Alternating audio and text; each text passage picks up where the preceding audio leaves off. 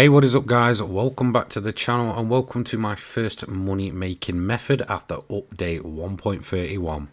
So as is tradition with this channel, I will try and get a new build and money grind build going for each of the new cars from the update to make them worth your time. So up first is definitely one of the strongest ones of the bunch, the Porsche Carrera GTA 904.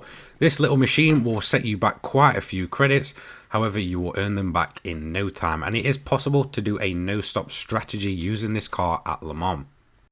So if you want to buy this car for yourself, it's going to set you back 2.5 million. However, you will want to grab this as soon as possible because it is a Legends dealer car, which means it will rotate in and out of rotation, and you probably won't see it again for another 2 to 2.5 months.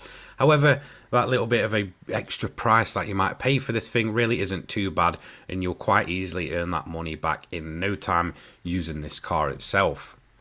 Whilst I wouldn't say it's worth 2.5 million alone for its stock version, it's definitely worth it for this build. So let's get into it. The first thing you want to do is go over to the wheels in GT Auto, put on non-standard wheels and set the diameter to the standard size, width to wide and offset again to wide. In terms of the front bumper, you want type A, and in terms of the rear, again, you want type A. Then over to the tuning shop, you're going to want to start at semi-racing and pick up the racing crankshaft. Ignore the semi-silencer, that was my mistake. You don't need to pick that one up, you're actually going to be picking up the racing one. You want the high RPM turbocharger and the fully customizable LSD. From racing, you want stroke up, racing intercooler, the racing silencer, the brake kit slotted discs, and then you also want a brake balance controller. Fully recommend this because we're going to talk about brake balance during this video. Fully customizable suspension, racing transmission, and a set of racing hards or racing mediums. They will wear off quicker, especially towards the end, and make sure you also get some extreme tires, which are going to be the intermediates. So let's get on to the main bit. We'll put the tuning sheet together. This is going to be on the racing hard tyres. You can use the mediums if you want to. However, just expect a bit of extra wear towards the end. Ensure you've got intermediates just in case it does rain enough that you feel like you have to go onto them. So in terms of the suspension, it's the body height set at 100 for both. Anti-roll bar is set at 8 for both. Compression 35. Expansion 45. Natural frequency 2.75, negative camber angle at the front is 0 and 0.5 rear, toe angle 0 front and 0.10 inwards at the rear. You can do your own settings if you wish. Initial torque, I've gone for 5, acceleration sensitivity 5 and braking sensitivity 25. You don't want that too low. Fully customizable racing transmission, and all I've done is put the gear ratios up to around about 300. Feel free to play around with them if you want to. Downforce, I've gone for maximum at the front and maximum at the rear, so 100 and 180. High RPM turbocharger, racing intercooler, racing silencer, brake controller. I'm actually just going to quickly change this. I recommend -2 at the front. It'll stop it moving around under braking. And then we have the perma mods, which is the stroke up and the racing crankshaft. Feel free to pause at any moment you wish. So let's move on and talk about the build itself. So this is a very lightweight car that doesn't put out too much power. It's putting out about 329 brake horsepower in its current form, which doesn't sound much. However, it will still hit upwards of 180 miles an hour in fuel mix 1. The main advantages of this car are definitely the way it handles the corner. I've got it set up quite stiff. That's kind of how I like these cars to feel. Definitely very planted and kind of, you know, easily maneuverable. Especially with that light weight, it's going to feel quite extreme. You can leave the suspension on default if you feel like you need to, but the main advantage of this car is definitely its fuel consumption and tire wear. You are not required to stop at all using this strategy that I'll show you below. You can run mediums, but expect a little bit more wear, especially towards the end of the event. That's why I prefer to use the hard tires on this build. So let's move on to the strategy next. Now, in terms of your difficulty, you want to be running this at easy. Realistically, you can run any difficulty you want, but easy is just, well, easy at the end of the day.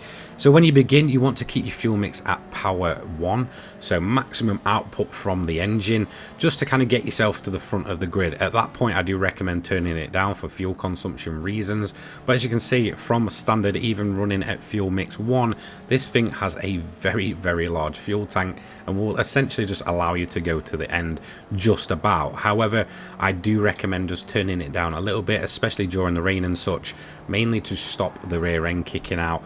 End of the day, this is a classic car and it's not too happy when it's running in the rain. However, it's still very, very controllable. With the new feeling to aquaplaning, I definitely feel there's more control over the cars in the wet, even if you are on the dry tires, so it's much more manageable than it was in, but you know, kind of the previous update. So anything, you know, 1.30 and below.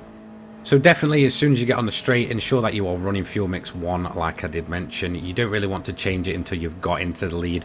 At that point, I would recommend turning it down either to fuel mix 3 or fuel mix 6, whichever your preference is. In terms of your brake balance, I recommend running at -2 for the entire time. As you can see here, we're going to take the lead and then we're going to turn the engine down. I went for fuel mix 6 just for kind of the extra fuel saving. However, you can quite easily do all of this on around about fuel mix 3, which will give you much faster lap times. Once you've taken the lead, in all honesty, you don't really need to worry about the AI, so just completely ignore them. You're going to be pulling away from them, especially when they pit, and obviously, well, you're not going to be. Once you get to lap 2, just keep your eye on the weather radar for rain. If you do get rain like I have here, where it's quite a short distance in terms of covering the entire map, in all honesty, just stay out. This car really isn't that bad on dry tyres in the wet. As long as you've got the engine turned down, it won't skid out too much.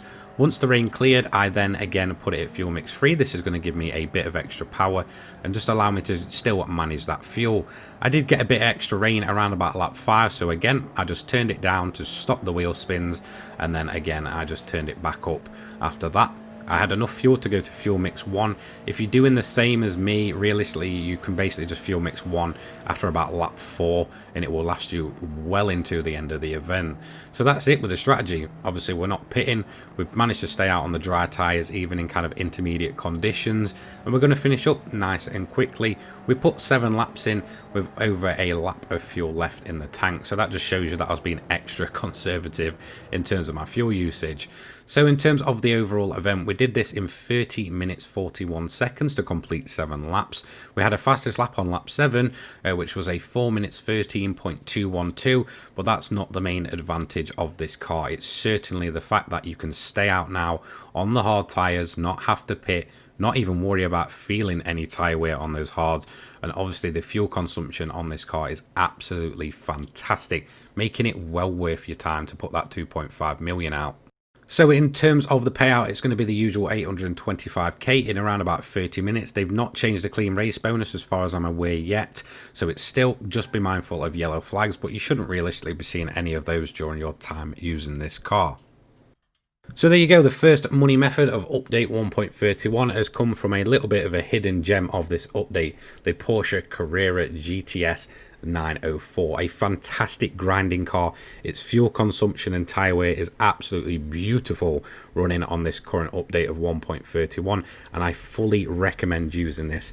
For me, this will kind of be my go-to chilled out build, because the fact that I can just stay out there, cruise around and just make some brainless money is, you know, quite appealing.